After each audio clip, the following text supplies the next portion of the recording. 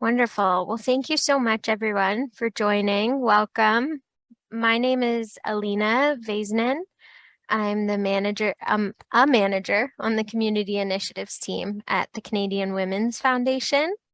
And we so appreciate all of you joining today to contribute to this knowledge exchange and knowledge sharing about perspectives of women and gender diverse people living in rural, remote, and northern communities.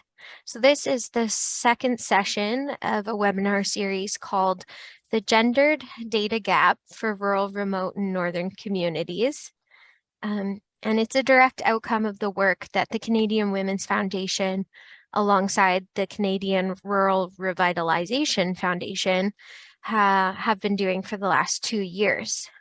We had a series of meetings with folks from rural, remote, and northern contexts, and we talked about challenges and opportunities, and we actually identified the gender data gap as an important topic of discussion that we wanted to shine a spotlight on, which brings us to today, which is session 2, the reality of the data gap, sharing challenges and successes. So before we get started, I want to acknowledge that the work of the Canadian Women's Foundation and the organizations that we support takes place on the traditional First Nations, Métis, and Inuit territories. And while we're grateful for the opportunity to meet and to work on this land, we know that land acknowledgements are not enough. And in all that we do, we should make sure that we're pursuing truth, reconciliation, decolonization, and allyship in an ongoing, continued effort to make right with our relations. Some technical information. Today's webinar is being recorded, and we hope to post the recording on our YouTube channel. If you'd like, there's interpretation today. You can select a language at the bottom of your screen. We're making sure that everyone's words are being translated into English or French. If you do have questions, please just pop them into the chat box or the Q&A box.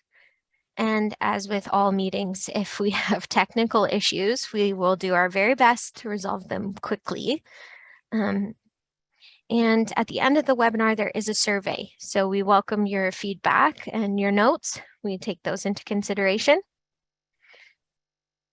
Thanks so much. So now I'd like to introduce you to Nona Matthews-Goss. She is calling in today as the Executive Director of the Newfoundland Aboriginal Women's Network, an organization that strives to promote, enhance, and encourage the health, social, educational, economic, cultural, and political well-being of Aboriginal women within the island portion of Newfoundland and Labrador. So we invited Nona here today to give the opening prayer for the session and the closing as well. We offered Nona a tobacco tie ahead of today's meeting when asking for her assistance. And we're so grateful for her presence today because she also has a unique rural, remote, and northern perspective as well. So thank you for joining us and welcome, Nona. Thank you. I would just like to acknowledge our elder Odell Pike, who's the president of NON.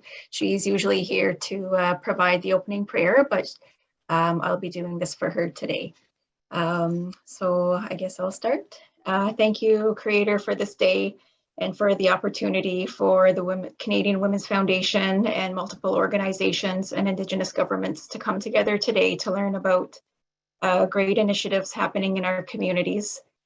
Please provide us the encouragement and the open-heartedness to learn about what other communities and organizations are doing and how we can work together to create a better world for our people and our communities.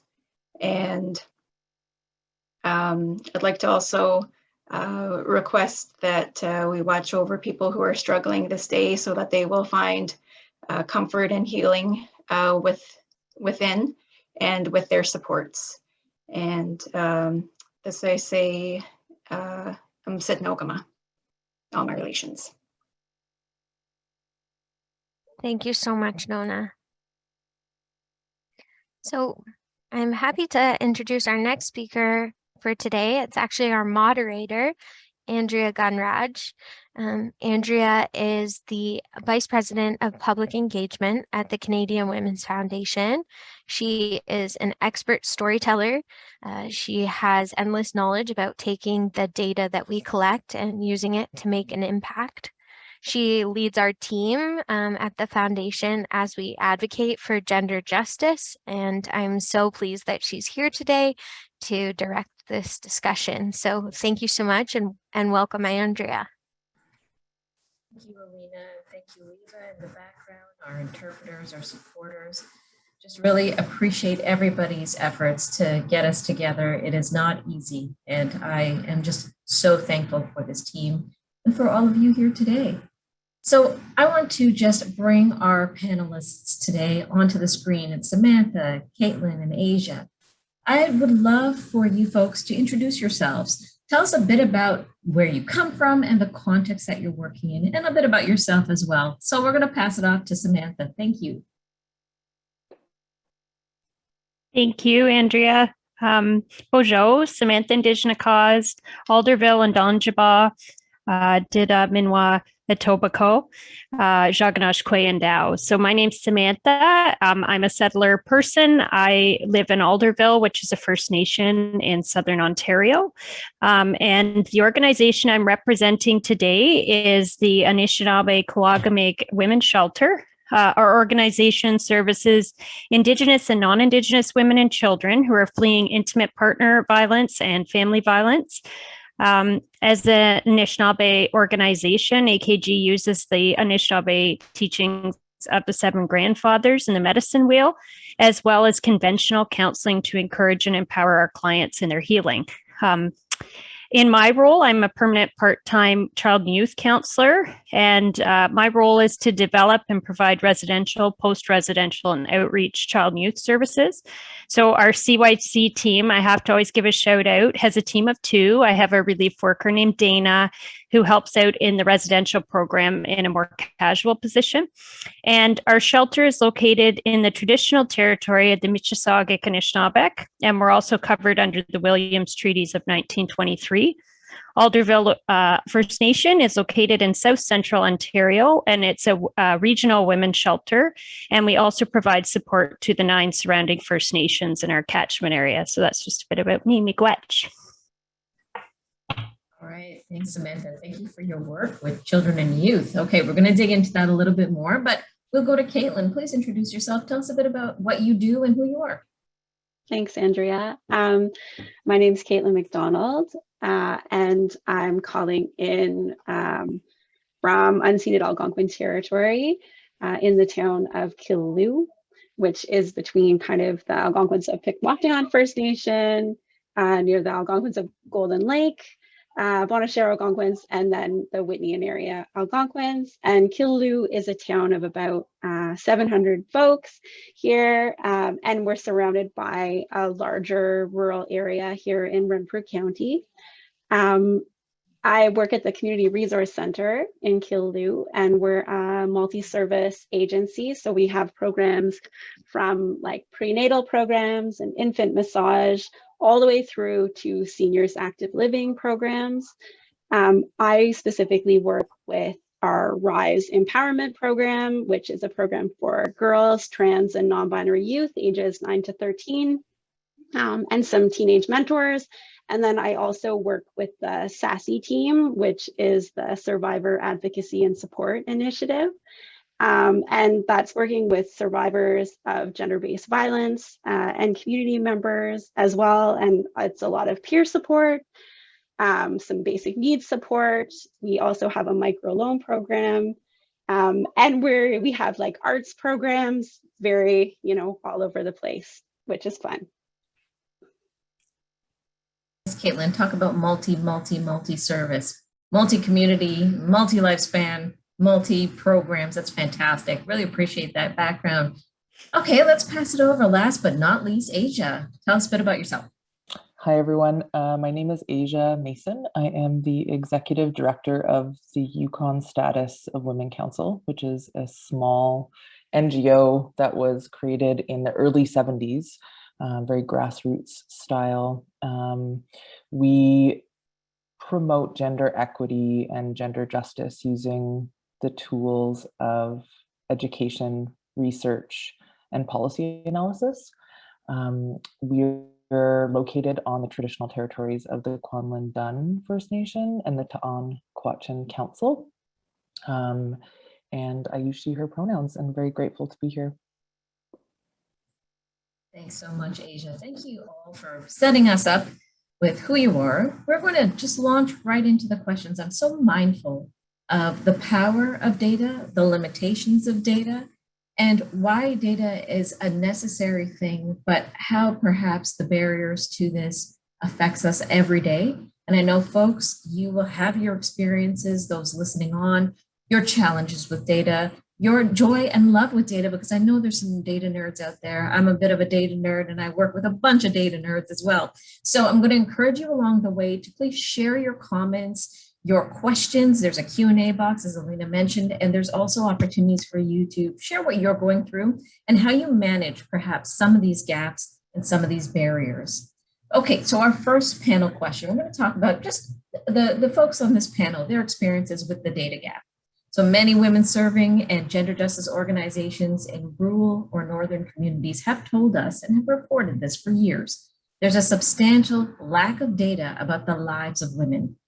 The federal statistics that are out there or the provincial health data estimates can't be applied to a rural context, certainly can't be easily applied. So I'd like to ask you folks to share some of the ways that this gap has appeared in your work.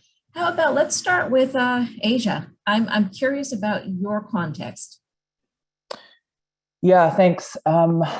This is huge for us just by virtue of the fact that we as an organization, we use that community-based research and participatory action research as our modalities.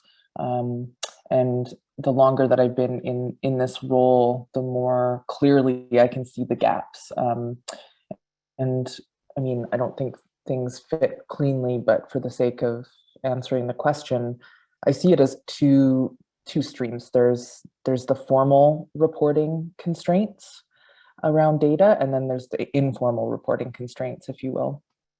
In the Yukon, there's the only policing service other than Newfoundland Dun First Nation has some community policing initiatives happening, but predominantly it is the RCMP. And if you were to map out how data about formally reported, say, for example, gender-based violence ends up coming back to us as, say, for example, community-based researchers, it's a three-step process. If the RCMP at a given detachment in a community actually has the capacity to collect the data about, say, for example, sexualized assaults that are occurring, they would then transmit that data to their national headquarters. Then Stats Canada would then access that data from the national headquarters of the RCMP. And then the Yukon Bureau of Statistics would get the data from Stats Canada after privacy tests were applied to the data, if you will. So you can imagine this like 3-point process, and taken together, if at any point in that process, there's a bottleneck, we end up not getting those data. And furthermore, as we know, very few people report to RCMP when it comes to gender-based violence. And secondly, we know that RCMP don't collect disaggregated data. They do not collect, for example, the ethnicity of complainants or of folks who were potentially the perpetrators. So taken together, we get really lousy data if we're even able to get it. And I think it's also important to note here with respect to informal reporting channels, right? Which is that a lot of the entities like NGOs who would be well positioned to collect informal data, if you will, because we know that up to 90% of people will choose to only report to an informal, organization, if at all. A lot of those NGOs don't have the capacity either to collect those data. And then the final piece that I'll add on top of this all is that in spaces like the Yukon, we are often constrained by things like HIPMA, which is the Health Information and Privacy Management Act, which definitely, obviously, it's a fine balance between ensuring that the information collected about people isn't going to be used in a way that can hurt them. But on the other end of that, it is very important to note that institutions and organizations that maybe have a lot of power can often invoke those kinds of privacy acts as a way to, I guess, obscure transparency, if you will. So I think it's a very complicated question. And I know that we've seen its impacts over and over again in our work when we're trying to get a clear message about what's really happening and how can we compel more attention, more resourcing towards the issues that are impacting people in specific ways. Thank you for that. It just strikes me as you speak. Yes, data is power because data has the capacity to move resources and money. And I also think as well, too, that data can be a point of clarity or a point of obscuring the reality. So thank you for sharing that. I'm particularly struck by the 3 levels of movement for this data. Of course, there can be gaps. There can be a leaky pipeline for that data. I'll pass it off to actually Caitlin. Tell us a bit about your gaps and challenges that you feel really high level are happening for you. Yeah, definitely, Asia, what you're saying, it rings true out here as well. Overall, just seeing like there is a huge lack of data that's rural specific. And then within that, there is like a lack of gendered data. And then again, within that, right, there's that lack about like all of those multiple identity factors we have that also, you know, shape things. And also, I don't know if others can relate to this, but in our community, there tends to be kind of like this idea of who lives here, which isn't actually fact of who lives here. And the data, because we don't have data that backs up who actually lives here, this myth keeps, you know, being pervasive of that it's, you know, it is like more of like a white community. There's not diversity. There aren't, you know, by certain, you know, certain people's beliefs, there aren't any queer people here. Like, you know, obviously it's not true. But that data and that lack of data that reflects the true diversity of people who live here can be really harmful, because that's the idea of who lives here and what issues matter to people who are living here. There's also definitely, like, for equity seeking communities and people, there's a risk for sharing your data, right? It may not be safe to do so. And so there's that tension, which kind of underlines. So it's, you're always kind of walking that tension, and then it's figuring out, how do we collect data in a safe way, or in a safer way, in a way that people feel, you know, isn't going to be harmful to them, or they're not going to be identified. But they really want to get their stories out. So it's kind of that fine balance and figuring that out while we navigate that gap. Thanks, Caitlin. Thanks for addressing queer erasure, racialized erasure, trans erasure, people with disabilities. You know, this is where I think if we are determined to not count it, we can lose the diversity of our populations that we're serving. So I really appreciate that insight. Samantha, how about you? And actually, as Samantha is speaking, folks, I would like to encourage you to share in the chat box or in the Q&A box anything similar that you feel. I feel like these things are going to intersect in major ways. So Samantha, share what you're thinking from your side. Thank you. I'm going to piggyback on what Asia and Caitlin have said. I had notes here, so I'm just going to go by that. So when Caitlin mentioned about the populations, there's a misconception about population serviced.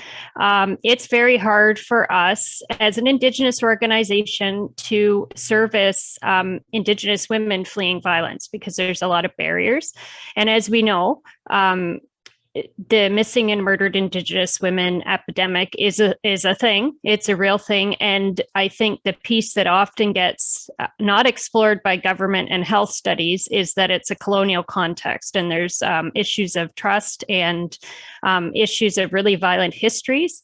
And there's also all of these other factors that are socioeconomic that are related to colonialism that people, they can't access services. So I would say our service actually serves more non-Indigenous women, but this is okay from a service perspective because we operate on an Anishinaabe holistic type structure. So there's really not any kind of discrimination. If somebody is fleeing abuse, we're going to help it in the best way that we can, because that's part of the worldview of the organization and of the community. With us, we see this often because the populations we service, they're vulnerable populations, and they're VAW populations. Asia mentioned the RCMP. They're women who sometimes have bad interactions with police, unhealthy interactions with police, which puts a level of fear into that. And then it's structural violence coming between women and straight men.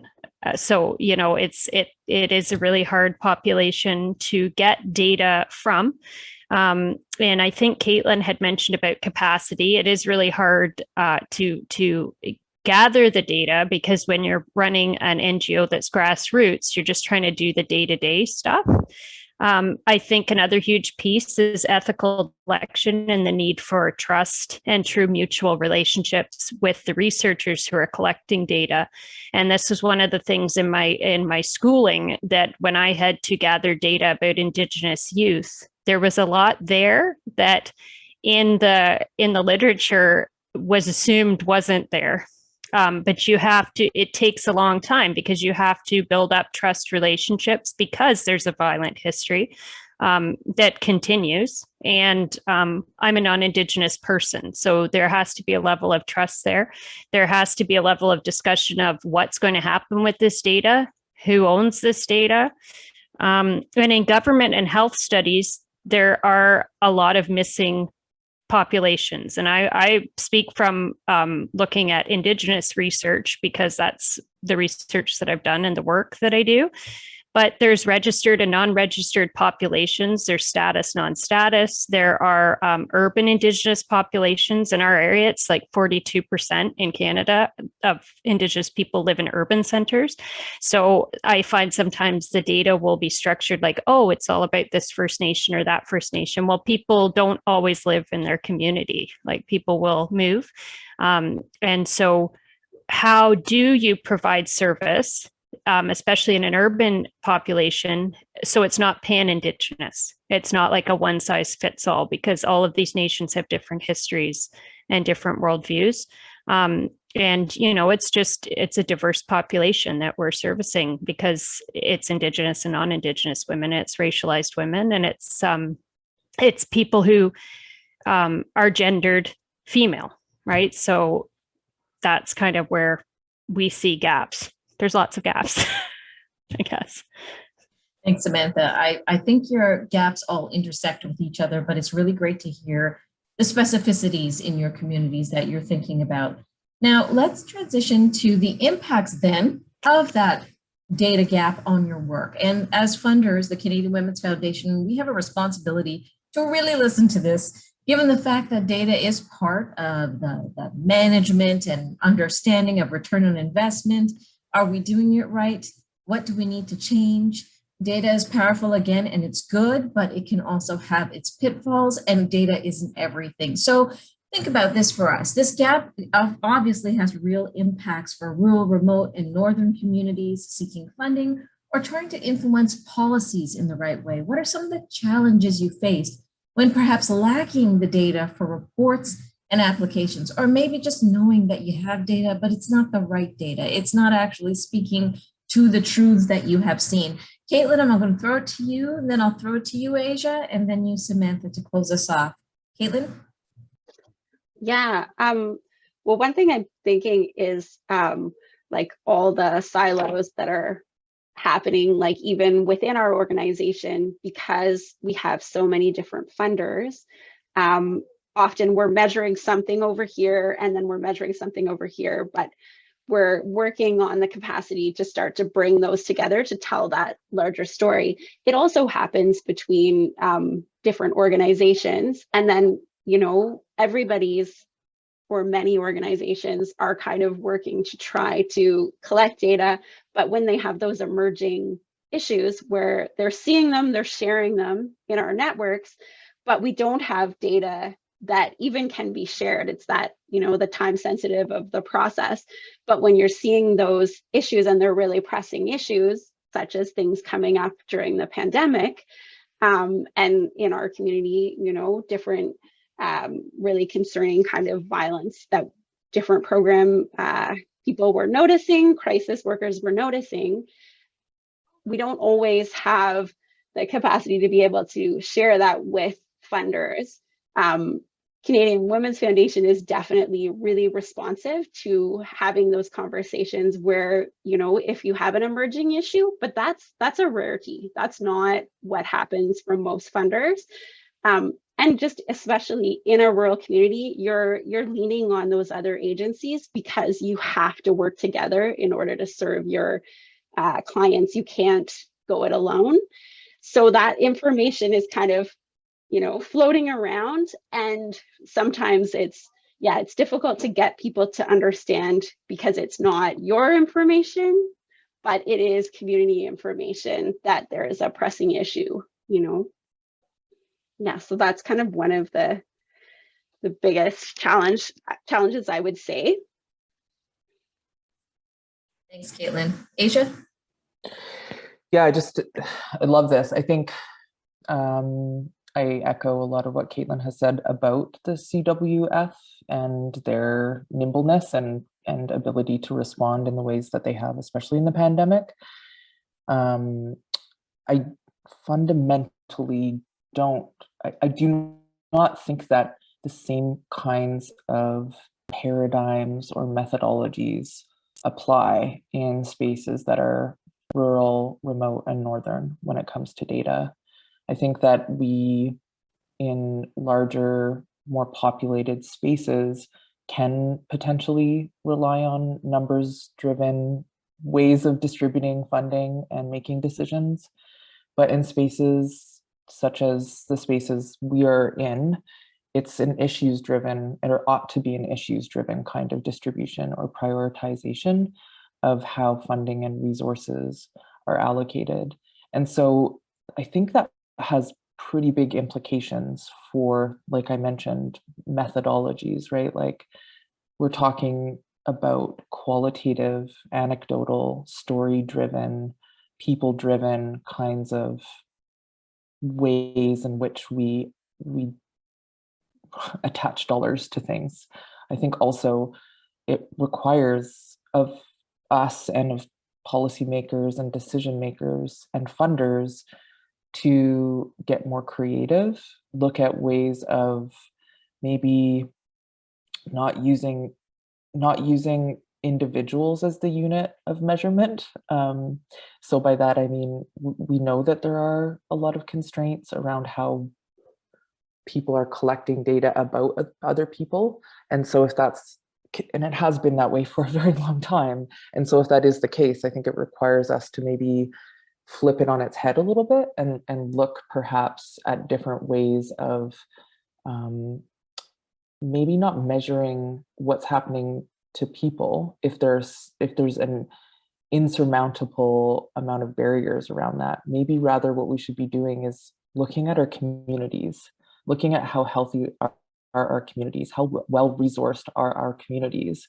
If I think we want to prioritize evidence-driven decision-making, absolutely. We do not want to fall prey to stuff that's happening all over the world in the current political atmosphere. We want to stay rooted in reality, but I think communities ought to be the unit of measurement, not people. People make communities, but if we cannot get over the barriers and the constraints around collecting data about people, we know healthy communities promote healthy people. Thank you. Asia, I think you're onto something when you talk about the unit of measurement tells you what you value most. So if we're always going to the individual, what about families? What about communities? What about interconnected families and communities?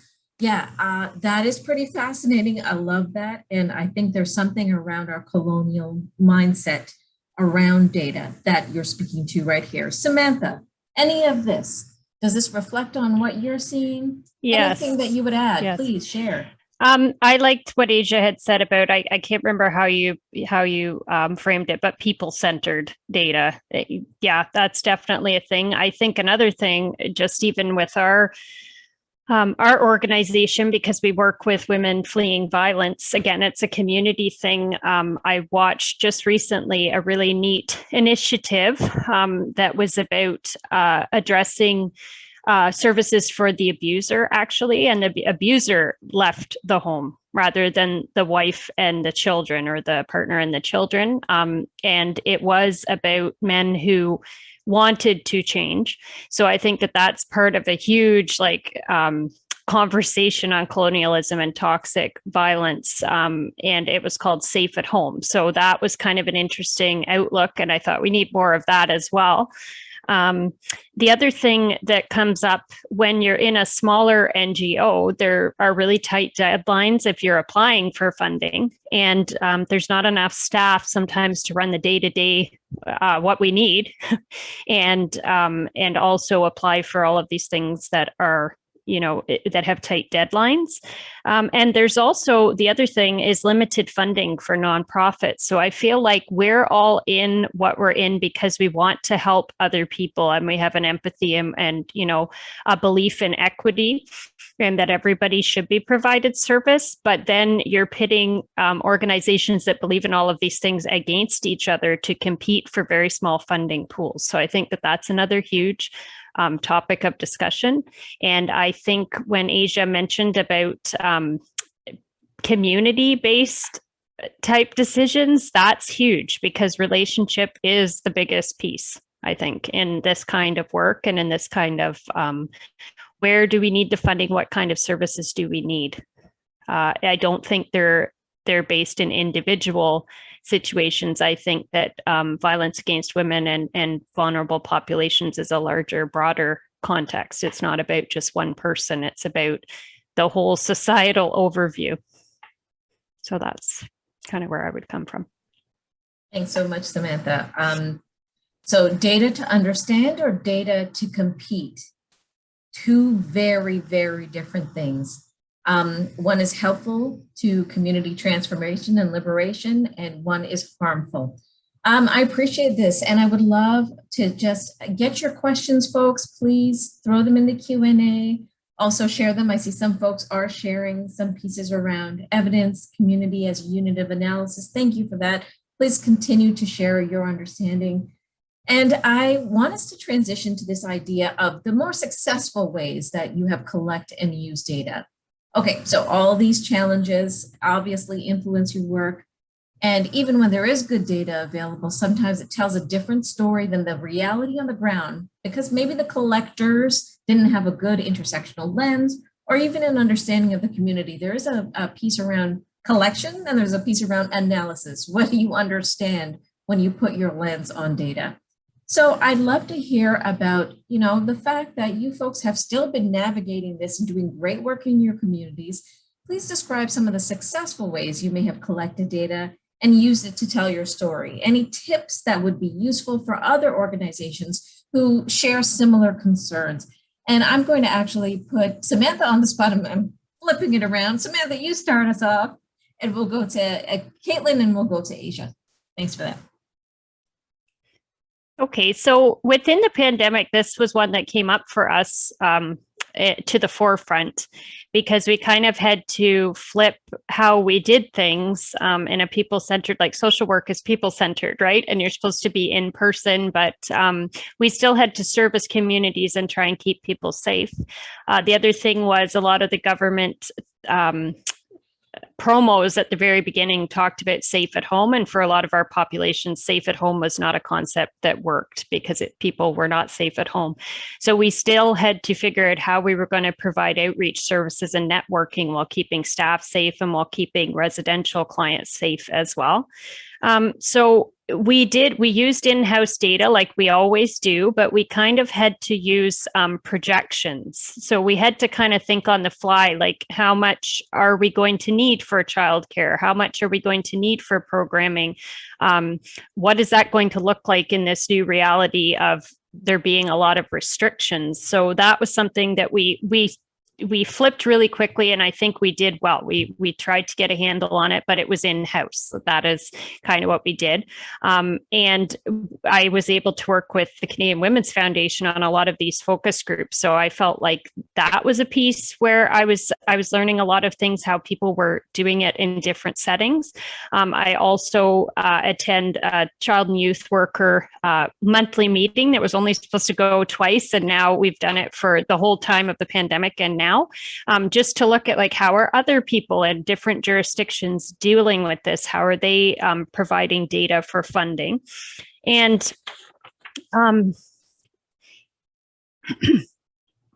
follow-up and feedback was another huge piece that we needed to really look at. So understanding primary voice and how that's to be highlighted, and just acknowledging the realities and the diversity of different services. So I don't know if that makes sense, but that's kind of how we did it. We asked people, how can we best provide these services for you in this type of reality? How can we keep you safest? That's beautiful. Thanks, Samantha. I am just remembering all those messages we heard around stay the blazes home and safe at home. And it really did undermine the fact that home is not always a safe space. So I really appreciate what you were doing to kind of break through that noise and get to what people needed. Caitlin. Yeah, so definitely everything Samantha is saying also brings me back to the pandemic as well. And one thing our organization really we're seeing at the beginning of the pandemic is that people in our community were seeking food support. And that was just like those basic needs became so important. People weren't working, their income was disrupted, didn't have school, didn't have childcare. And a lot of families were in difficult positions. Many people who didn't know how to navigate those food system supports because this was a new experience for them. So that became like a huge push and a kind of like a point of program entry, because that, you know, connecting with people about figuring out how to get food cards, you know, also opened up conversations of whatever else needed to be, you know, talked about. And we started to just, you know, really simply collect the data of who was calling, you know, their gender, and then who was in their family, who were they supporting, you know, who were they responsible for. And we realized, like, in the first 3 months, we reached like 600 unique individuals with food cards, right? So that's counting kids, that's counting, you know, the grandparents who live with the family. We also found out that 80% of the people seeking service were women, which was another really interesting thing that we wouldn't have really known going in, and we didn't even necessarily realize that just that role that women have, that extra caregiving piece, the organization piece, that emotional labor, they're the ones seeking out food cards for their family, you know, during the pandemic, they have that role. So it definitely, I think, like, knowing those things and knowing that sometimes you can measure something in just like a small moment that seems important, and you can tell a story. You know, it's like, okay, we measured that for 3 months, we still measure it, but that you know, that little story really helps to see what was happening in our community at that specific time. And I think just sometimes not being afraid to ask. I don't know if you guys experience this in your rural communities. Sometimes there's like staff have a hesitation. We want to be respectful. We definitely, if people don't want to answer, that's okay. But sometimes not being afraid to ask and kind of provide that, open the door. If people want to share some information, they can. Caitlin, I appreciate that. There's something that feels very true about asking people, hey, what's going on for you? And letting them tell you, not let your agenda about what information you want to get lead the way, but you let them lead the way. And sometimes you're going to hear things that you can follow up with yes, programs and supports. Sometimes it's going to give you great hints for where you got to go next. But I love that. I love the idea of just having a relationship, letting people tell you what they need and taking the lessons from that. That is the most authentic way, I think, of getting data. Asia, how about you? Just really nodding my head a lot here because we quite recently in 2021, February of 2021, Facebook is that's basically the social media network in the Yukon. That's what most folks use. And we've had a chronic issues with safety in taxis in Whitehorse being the capital city. Lots and lots of folks come from the communities in the Yukon and in like Western Northwest Territories because of the Dempster Highway. That's the route is to Whitehorse essentially for services and stocking up on supplies. Long story long, Whitehorse is a hub, and Whitehorse has had serious issues with safety in taxis with respect to sexualized violence in particular.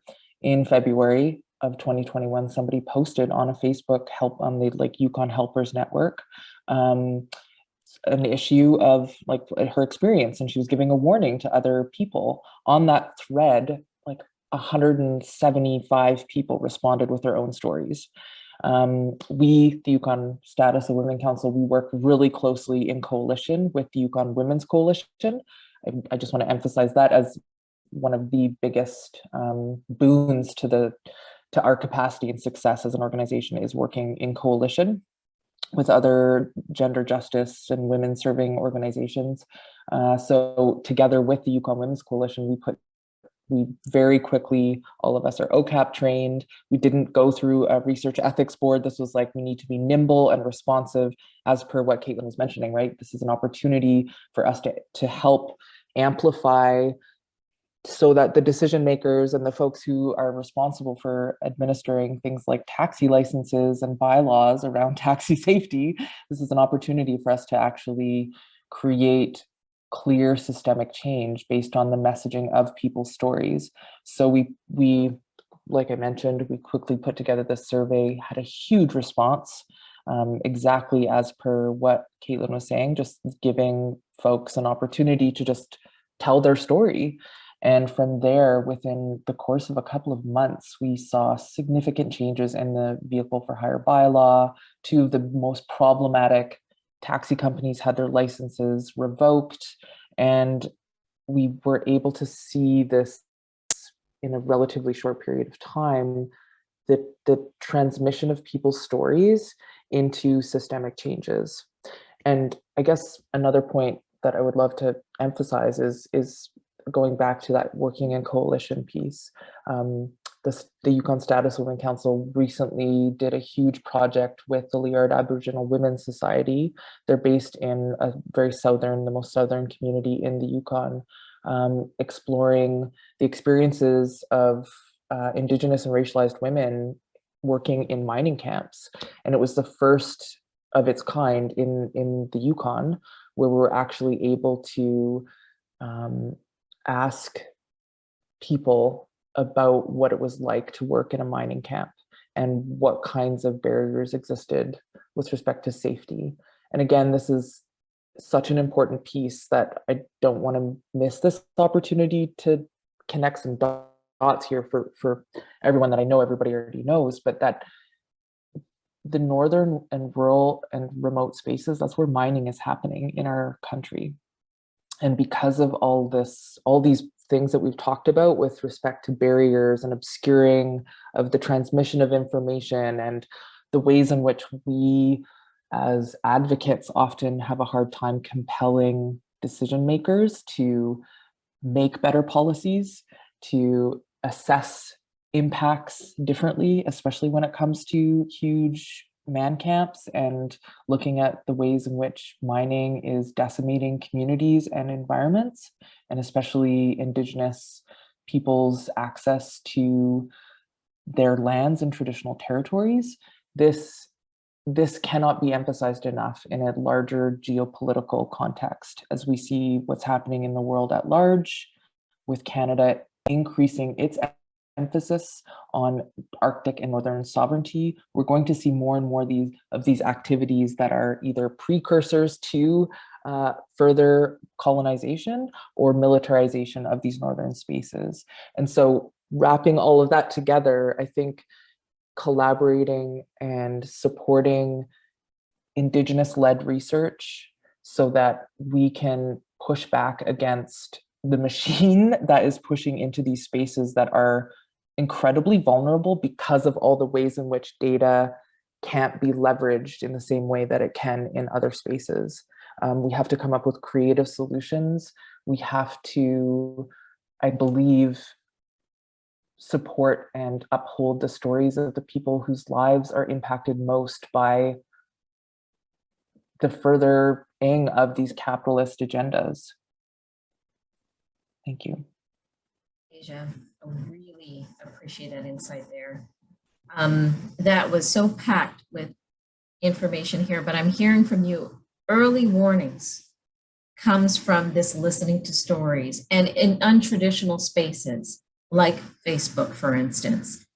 I really love this discussion. I wish we had so much more time. We have 11 minutes left and we have some questions from the audience. So I do want to get to that, but maybe let's just talk very briefly about this issue, data ethics. So you folks have been speaking about it along. Who owns the story? If it's to be spoken as ownership at all.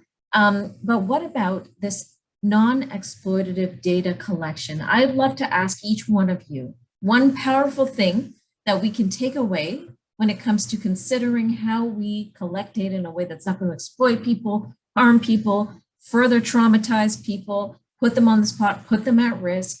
Just something powerful from your perspective in the rural, northern, remote context. I'll start with you, Caitlin. I'll throw it to Samantha. I'll end with you, Asia, and then we're going to get to these questions. Something around non-exploitative data. Yeah, well, I think one of the ways that I really love to do this is by starting to teach kids that they have data and it belongs to them and that it's powerful and they can work together as a group. So one of the activities we'll often do with our youth group is we start to say, like, you know, even before we say what stories are important, we say, who should hear your story? So we do an activity and it's basically writing a collective poem. And it's like, this is for. So they each can kind of think, who needs to hear your message? And starting to hear that, of starting to think, they all kind of each contribute a little line, you know, this is for, and then they say who they think needs to hear their message. We haven't even got to the message, right? But who needs to hear your message?